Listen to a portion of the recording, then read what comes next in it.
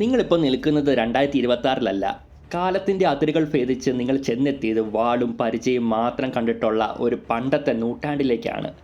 നിങ്ങളുടെ കയ്യിലുള്ളത് ആകെ ഒരു ഗ്ലൂ സ്റ്റിക്ക് മാത്രമാണ്. ആ ഗ്ലൂ സ്റ്റിക്ക് ഉപയോഗിച്ചുകൊണ്ട് നിങ്ങൾ അവിടുത്തെ രാജാവിനെ വരെ ഞെട്ടിക്കും. രാജാവിൻ്റെ മുത്തുമാല ആരോ മോഷ്ടിച്ചു. മന്ത്രി വാളും കുന്തവുമായി കള്ളനെ തെറിയുമ്പോൾ നിങ്ങൾ ഇതാ വരുന്നു. എന്നിട്ട് കയ്യിലുള്ള ഗ്ലൂ സ്റ്റിക്ക് ഉപയോഗിച്ചുകൊണ്ട് കള്ളനെ പിടിക്കാൻ ഇറങ്ങിയിരിക്കുകയാണ്. നിങ്ങൾ സംശയമുള്ള പടയാളികളെല്ലാം വരി വരിയായി നിർത്തി. എന്നിട്ട് ഈ പശ പതുക്കെ പോക്കറ്റിൽ നിന്ന് എടുത്തു. പ്ലാസ്റ്റിക് പൈപ്പിൻ്റെ ഉള്ളിൽ നിന്ന് വെളുത്ത നിറത്തിലുള്ള എന്തോ ഒരു സാധനം പൊങ്ങി വരുന്ന കണ്ട് മന്ത്രി വരെ ഞെട്ടിപ്പോയി. ഇദ്ദേഹം എന്തോ മാന്ത്രിക വെളുത്ത പാമ്പിനെ പുറത്തിറക്കുകയാണെന്ന് അദ്ദേഹം വിളിച്ചു പറഞ്ഞു.